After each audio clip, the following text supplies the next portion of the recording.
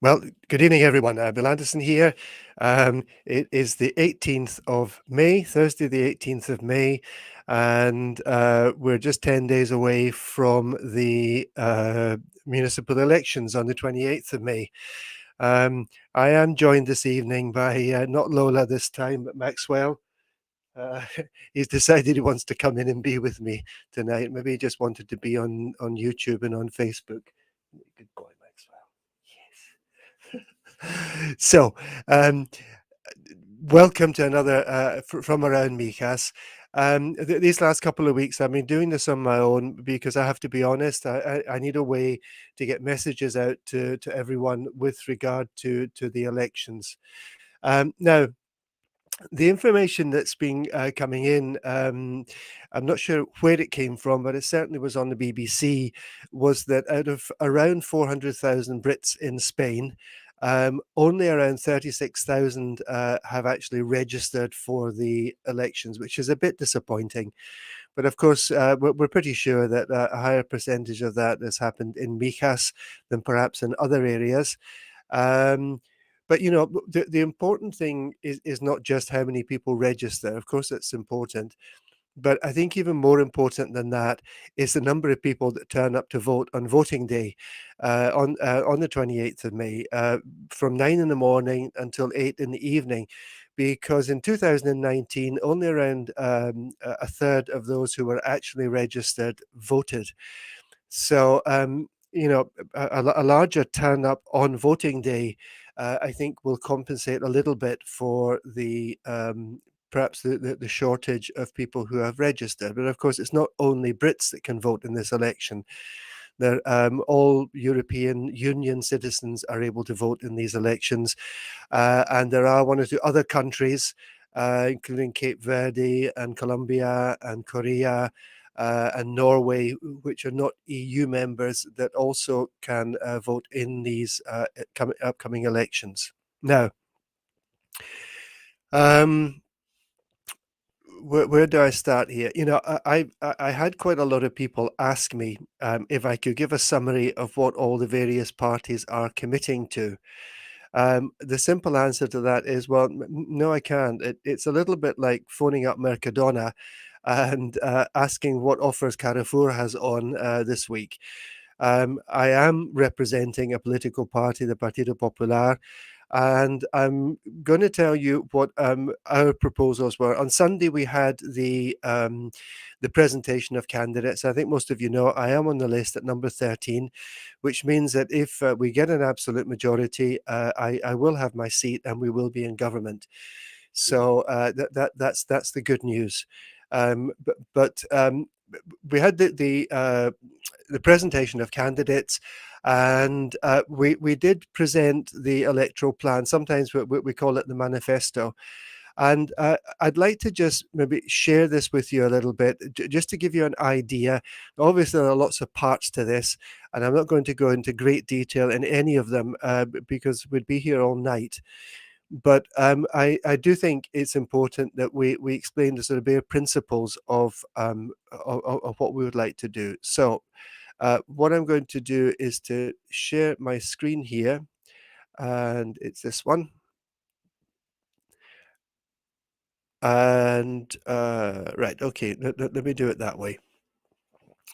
Um, there are a number of parts to the proposal, a number of pillars, if you like. And the first one is people. Um, the Partido Popular has been committed for many years. In the 4 years that they had in government, basically they were skint and couldn't do this. And of course, haven't been in government since that point. But a quality residence for the elderly is very high on the agenda. We do have an aging population here in Mijas, and that's Spanish and international. And not everyone can afford a private residence. So quality residence, municipal residence for the elderly, and even within the Spanish population, things are changing, and people don't always have family around in the way they might have done in the past. And when they get to a point where they're not able to be completely independent, we feel that they have a right, being residents here, being taxpayers here, to to have some kind of support from the local authority.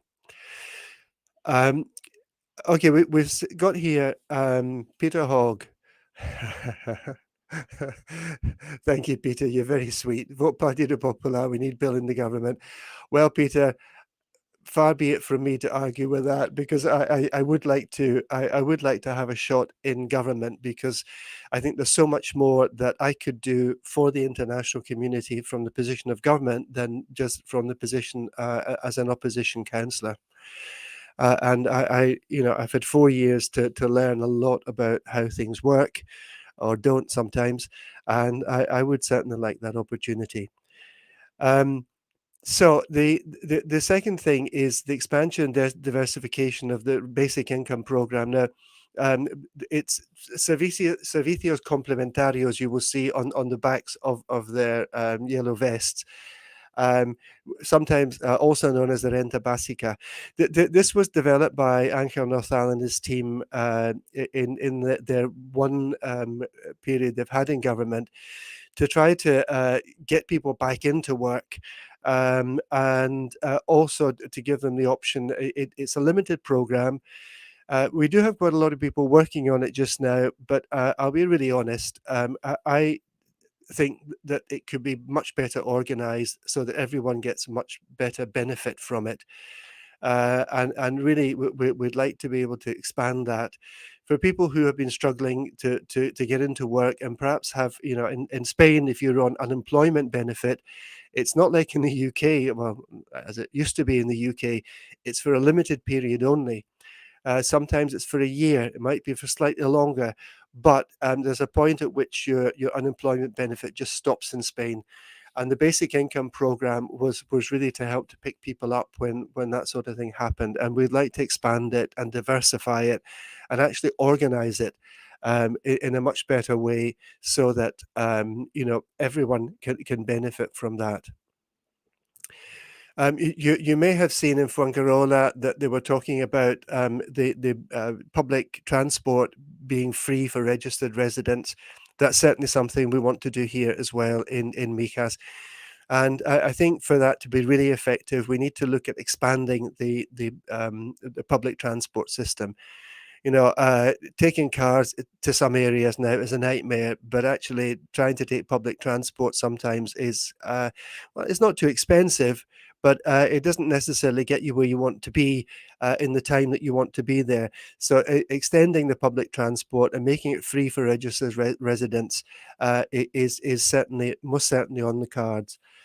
Um, Aid for adapting housing for the elderly.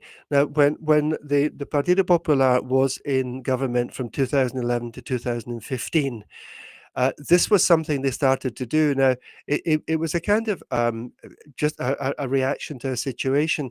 In Mijas Pueblo, some of the buildings there, obviously, it's the oldest part of Mijas. They're very old, and very often occupied by senior citizens, shall we say.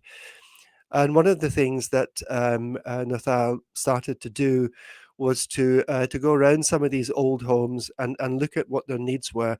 And you know, part of it were things like getting rid of a bath and putting a shower unit in, which made it easier for elderly people for their personal hygiene, obviously, and also helping with rewiring of some of the buildings. The wiring was very old, and fairly dangerous.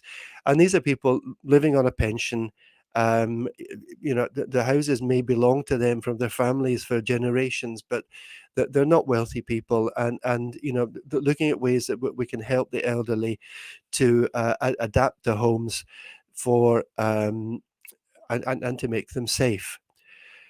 Um, Okay, what have we got here? Affordable public housing. I think if you've lived here for any time at all, you will have seen that the cost of housing, the cost of renting has gone through the roof. Now, that's great if what you're doing is renting property. Um, but for people, young people, for example, starting out, trying to get onto the housing market is very, very difficult. And oh, I think Maxwell maybe wants out. Maxwell, come on, sweetie.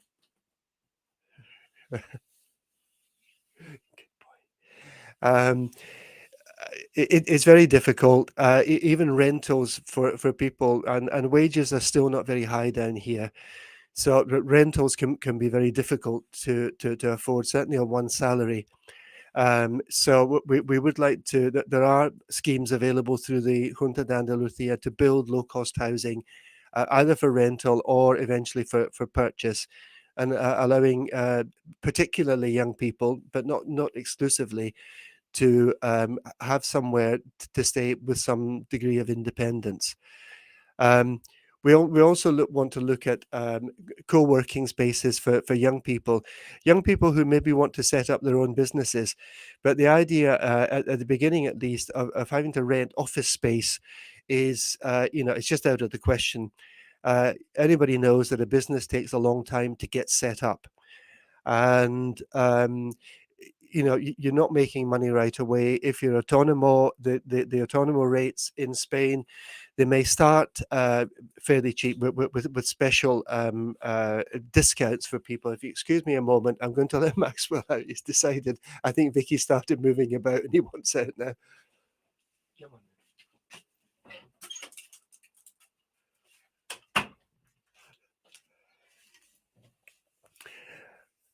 So co-working space allows office space, a phone number, an address for young people who want to set up in business, and that is something that we would certainly like to encourage.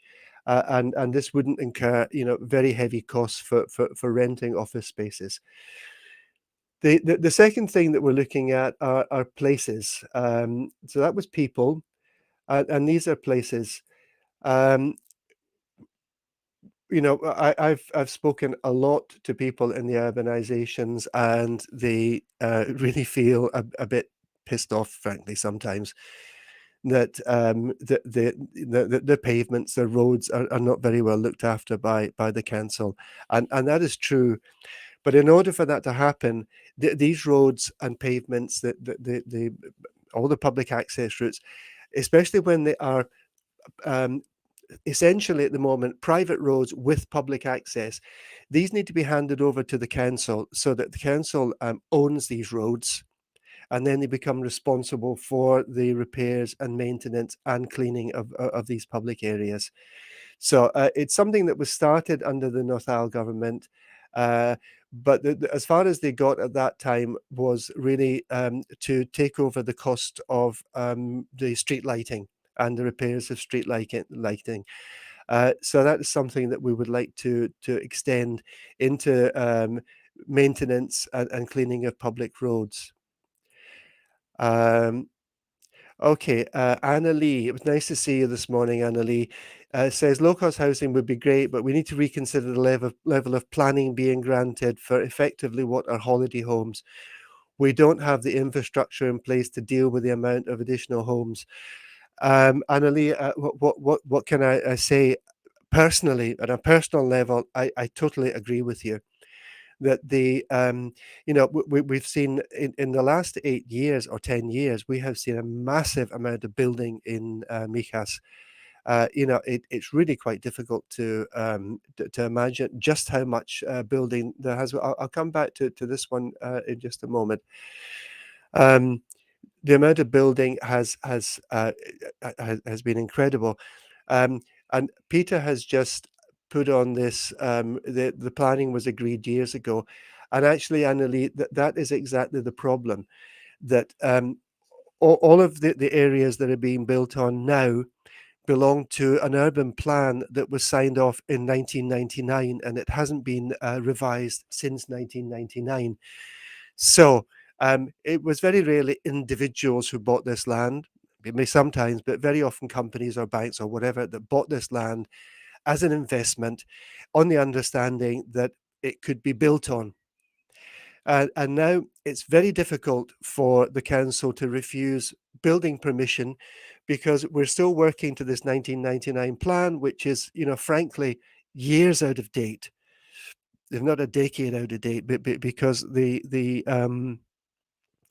Mijas now has no resemblance to Mijas in 1999, and if we were to just basically apply to have that changed, the council would need to indemnify all of these investors who bought the land maybe 20 years ago for any losses. So that's the problem. But I think the way to address it is that we need to look at the infrastructure that needs to go along with that. So I totally agree with you there, Annalie. It is in my mind a major issue. Okay, the adaptation of the fairground.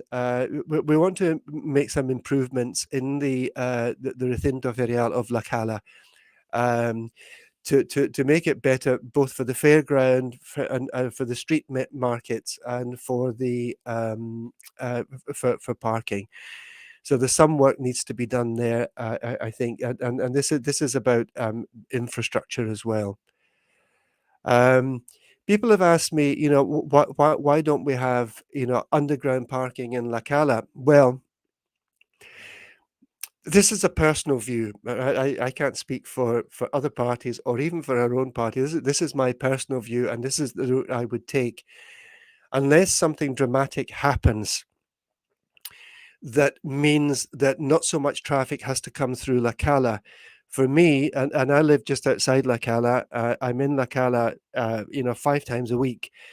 The idea of putting more parking in La Cala, whether it's up the way or down the way, means more traffic coming into La Cala. Now, there are days, if you hit it at the wrong time of day, it can take you 20 minutes or half an hour to get through La Cala.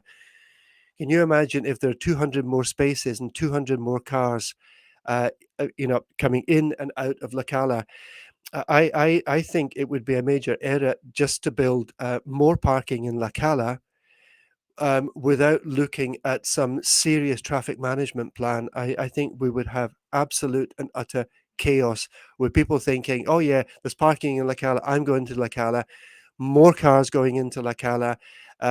Just with the streets the way they are, with the exits onto La Cala the way they are, and with the exits from La Cala the way they are, I think that would be a project that I think would take more than 4 years to plan out, to be really honest. But we do want to improve the condition of the recinto, the fairground in La Cala for parking and for the markets. Okay. Again, this is something that people have asked me about so many times. Yeah, the race course. This is a prime piece of council land. It's finally been restored to council ownership. And frankly, it's a disgrace that for the last 8 years, it's just been allowed to decay and be vandalized. About 2 months before the elections, strangely enough, what we've been asking for the last 6 years is that they put some kind of security on it. Well, everything that can be taken from the Podremo has been taken.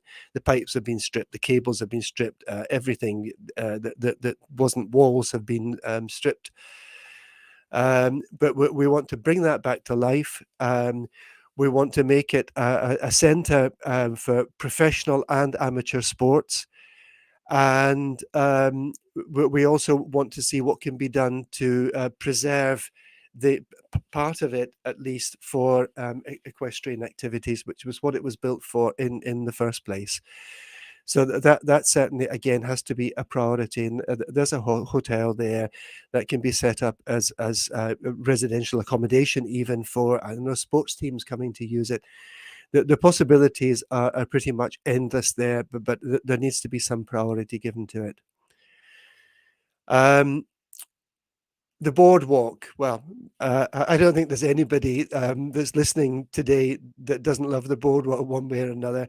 I know there have been problems. It's not been very well maintained over the last 8 years. It could do with some serious maintenance.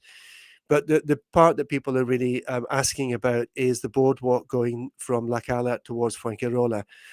Now, I think I have mentioned that a plan has been, well, actually, a tender has been issued by the council for this, this part of this at least, from La Cala to Fuengirola.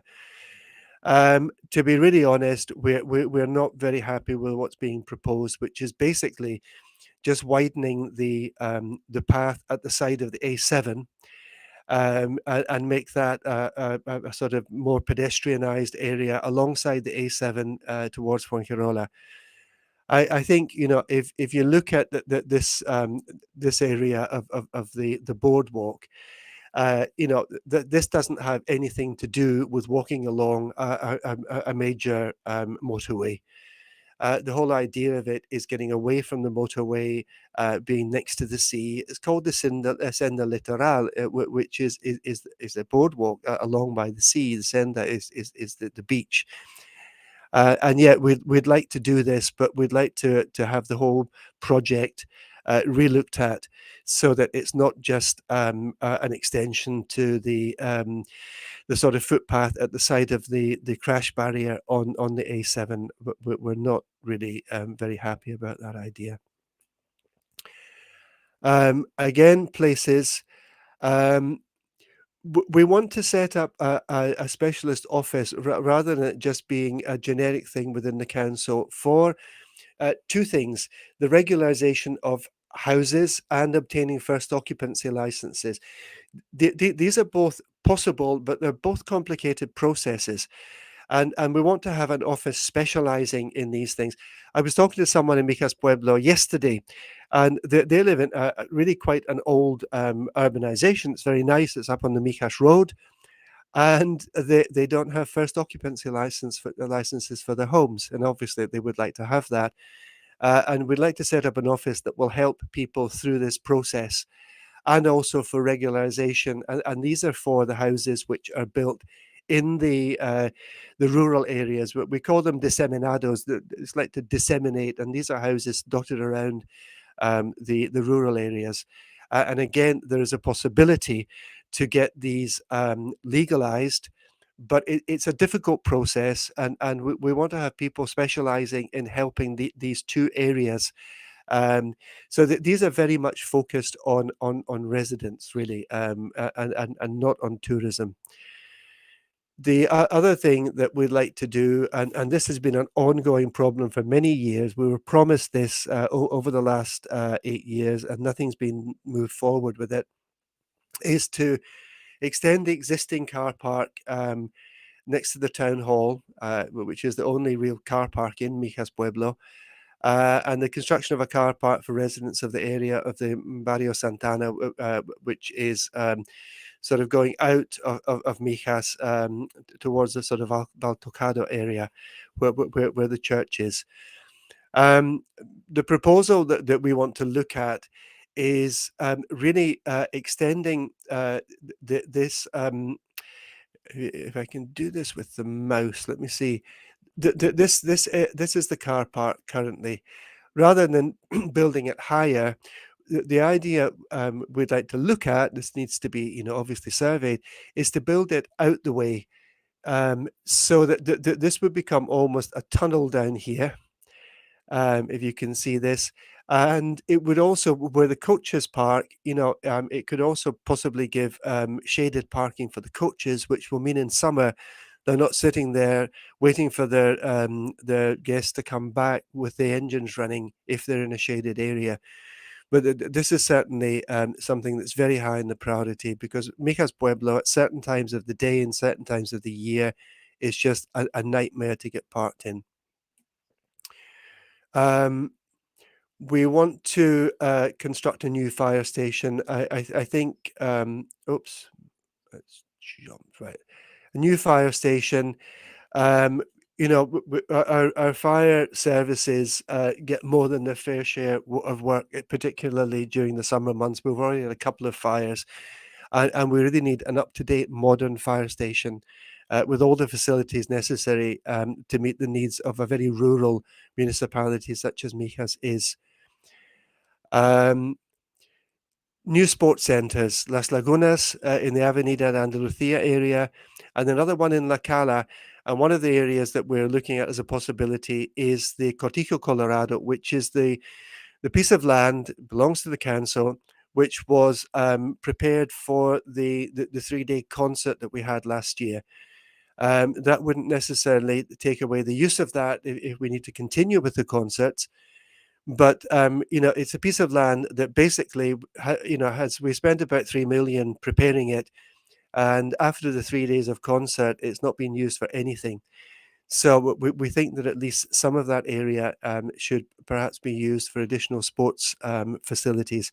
And um, this is what people are asking for. I think sports and sporting facilities are seen as very important to people in general.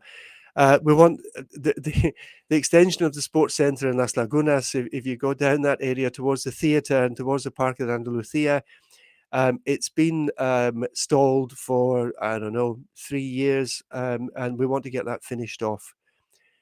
And also look to see what can be done to expand the nautical activities in the nautical club in La Cala. This is just next to the pensioners bar. You may not know it other than the fact that it's where the public toilets are. It's an important place to know. Okay, what else have we got? We're still in places. Uh, Again, this is about extending sort of sporting facilities. Osonillas, if you don't know it, is when you go up to Mijas Pueblo and you turn left to go into the Pueblo, if you turn right, heading towards Buenavista, the first place that you come to, there's a sports center there already, is Osonillas, and a BMX circuit in Osonillas. Um, yeah, we want to recover the hotel at the Hippodromo as a high-level sports residence. It's been completely wrecked, but we want to get that back into use again, and that would tie in with developing the Hippodromo. Okay, so what else have we got? Um, okay. We want to really look at the promotion, or the proportion, rather, it should be, of goods which are recycled. So we want to promote recycling and look at the possibility of putting the containers underground. And we have to say where possible, because actually they take up a large area of space. And not all areas have that amount of space available. And also, when these underground rubbish containers are put in, yeah, it stops a lot of problems. But they have to be put in some kind of order, because the machines that are needed to empty these containers are not the same as the bin lorries. And obviously, you can't have sort of, uh, I don't know, one in La Cala and one in Riviera and one at the top of Calahonda, or one at the other side of the motorway in Riviera. We need to do them in such a way that when these collections are being made, it's being done with some kind of order, and the lorries are not driving all over the place to pick up odd rubbish containers. But we really want to look at that. Um, Integrated sanitation, that there are many areas of Mijas that are not connected to the sewage system, and this needs to be really addressed. This will be in conjunction with Akasol, but Akasol have money. Mijas need to tell them how we want it spent. There are just so many areas that are not connected, or whose connection is not really sufficient for the needs of the urbanization. So we want to look at that.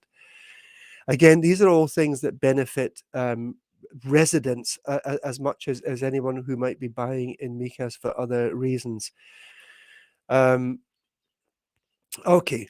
Um, we want to really study what needs to be done to protect the beaches of Mijas now, in order to demand a solution from the corresponding administrations. Now, Mijas, the beaches and the seas don't belong to Mijas, and anything that's done to them has to be done in conjunction with central government.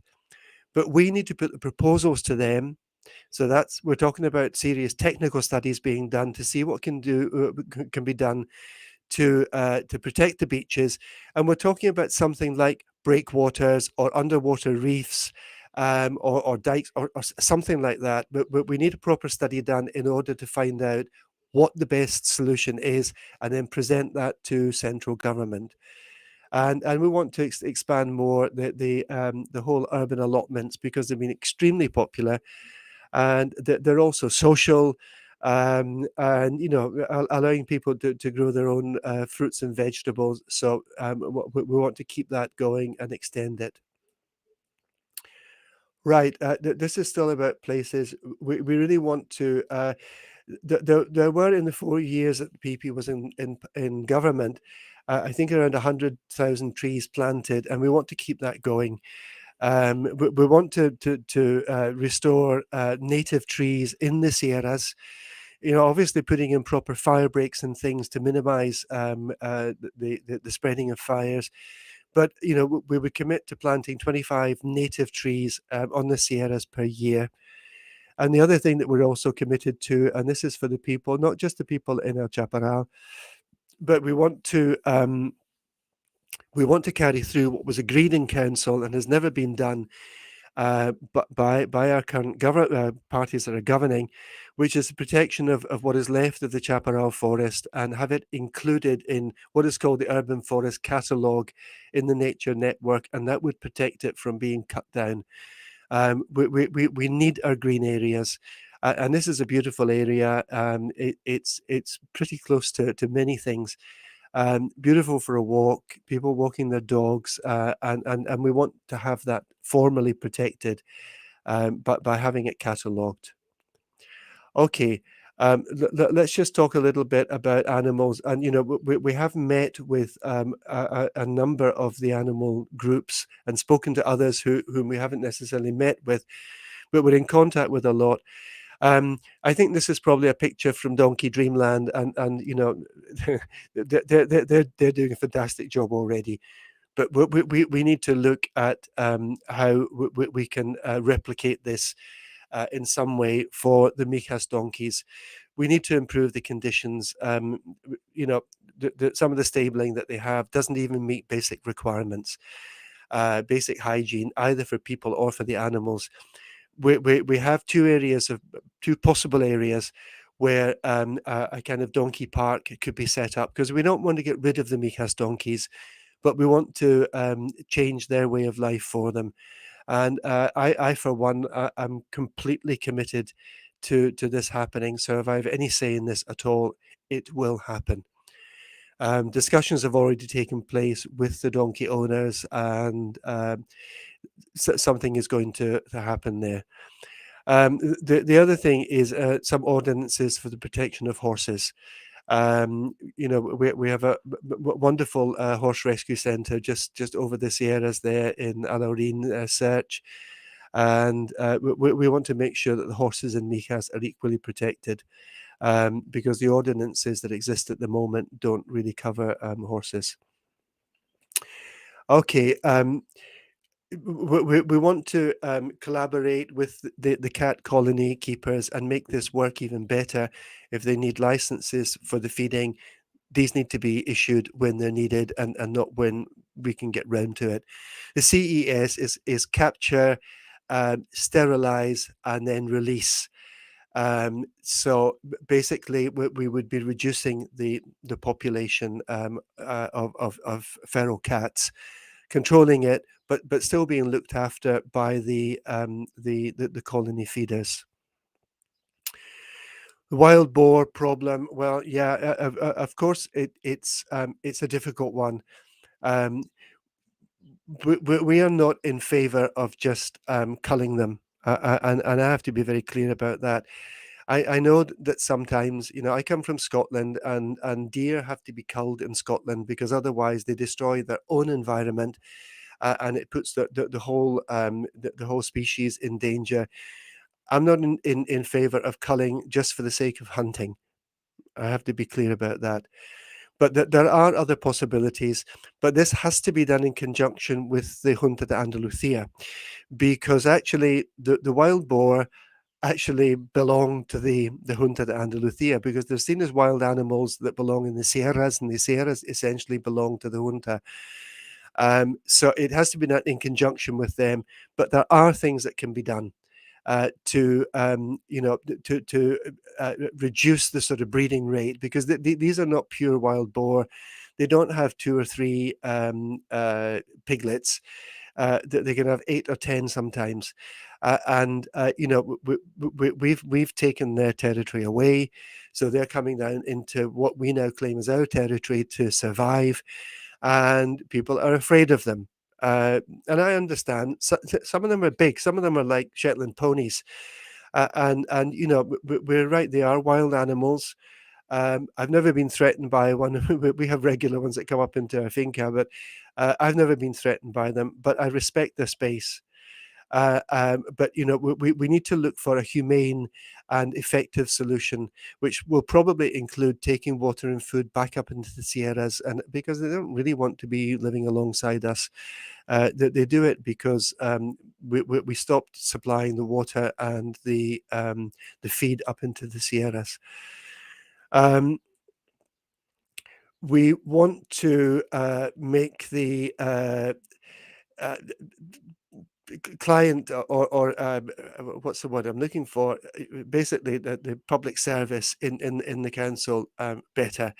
We want to be able to get access more easily, guarantee deadlines for services, for emergency aid, and for building permits.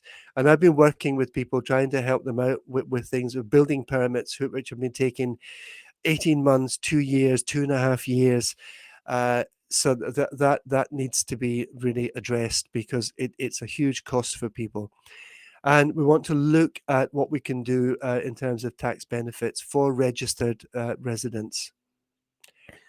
Um, Again, we want to bring back some of the important events that we've had.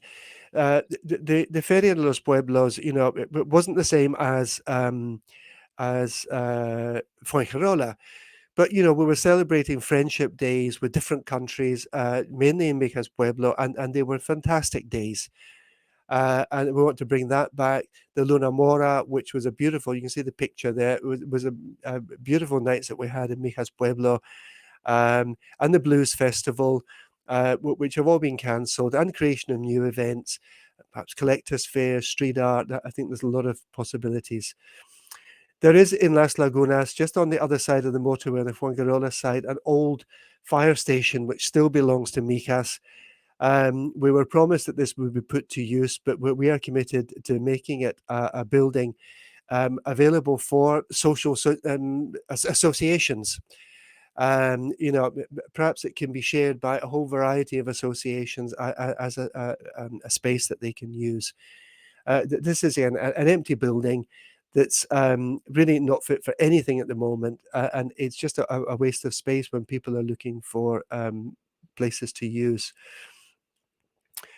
Okay, we want to look at how we can help, in particular, for young people, using EU funds to help them to set up businesses, and to start making their way.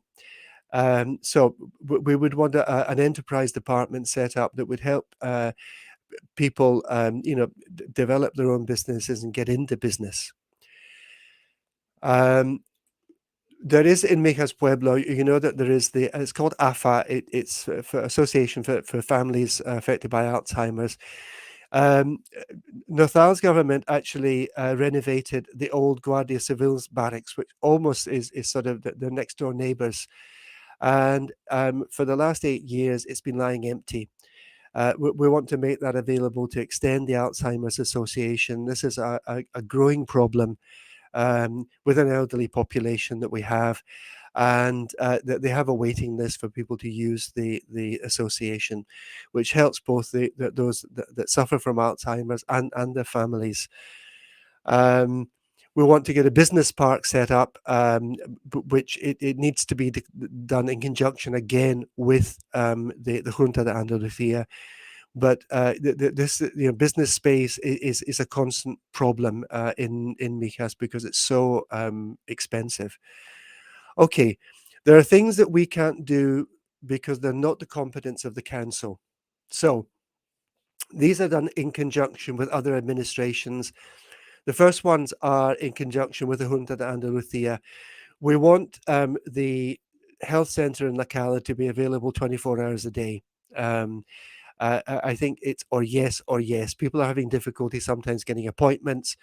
If you've got an emergency, you've got to go to the Costa del Sol, which is not always convenient.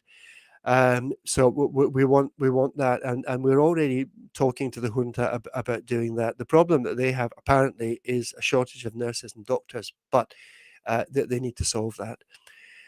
The Las Lagunas Health Centre is basically in a state of collapse. It's getting on in years. It needs to be completely refurbished and possibly extended, bearing in mind that the population now is probably twice what it was when the Las Lagunas Health Centre was built.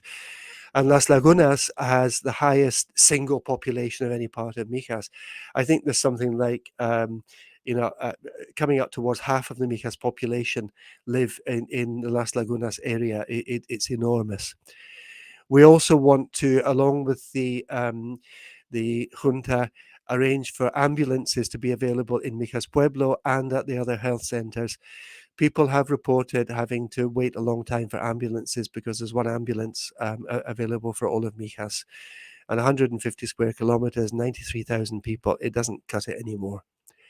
So this has to be done in conjunction with the Junta de Andalucía.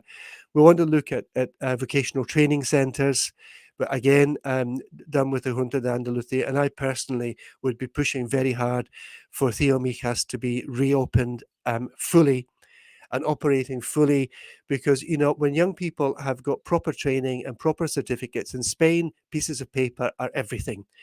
And these young people were getting good training, coming up with qualifications and getting into real jobs. And I want to see that Theo reopened, and also additional training centres for young people in particular. And there's been a call as well for a music conservatory to be set up, and that would be subsidised. And you know, it's a different sort of activity for young people. Well, I see quite a number of you have stayed with me. Hi, Andres. I'm sorry, I didn't catch that earlier. It was hiding down at the bottom of the list there. Thank you for joining me. Some of you have stuck with me all the way through this. I know it's been a lot to take in. If anyone would like to have a copy of this document, you'll get my phone number on my Facebook page. Send me a WhatsApp and I will send a copy of this over to you, because I think it's quite important. If I'm asking for your vote, I think it's important that you know what commitments the party that I'm whose list I am on, the commitments they are making. And what I will say is this: these commitments are all specific, they are measurable, and they are realistic. I think that these are things that can be done. These are not pie in the sky. And you know, hopefully the council will have the funds to do these things, but they are all doable. Um, Peter says thank you. You're very welcome, Peter. And he said he just wishes he could vote. Um, yeah, the reason Peter can't vote, you haven't done your 3 years' time yet, Peter. But you're going to be there for the next lot. Thank you for bearing with me, folks. I hope you found this helpful. I hope you found it useful. And I will be back next week, last week before the elections. And you know, please do join me, and please share this around, because people are asking me what you know, what the commitments are, and I've done my best to talk you through what our commitments are. There are 10 parties presenting in Mijas, 10 parties. If you want to know what their commitments are, that's up to them to tell you. And if they can't be bothered, you need to decide, do you want to vote for them? Thank you for joining me, folks. You have a great weekend when it comes. I'm grateful for seeing a little bit of rain at least, and I hope we get a bit more before the summer comes. Take care, everyone, and thank you all for all your kind words and all your support. Bye bye now.